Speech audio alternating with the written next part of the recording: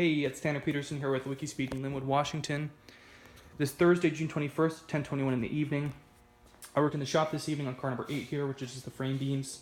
Specifically, I made this jig here that's meant to help with the placement of the mounting brackets on the beams, on the blank beams. So when the holes aren't drilled for the mounting brackets is what I mean, basically, to get those holes drilled and then the mounting brackets bolted back onto the beams. What it does is the jig comes flush up against this surface, the back surface of the beam, and then the front surface as well, the front edge, and then the two mounting brackets basically just slot in. So you clamp the jig to the beam and then clamp the mounting brackets as well, and then drill your holes and then kind of bolt everything back up together. So the jig should help with just cutting out on the time and the effort it takes to place the mounting brackets on the beams themselves, and it should help improve the consistency of the placement of the mounting brackets on the beams. Hopefully that works.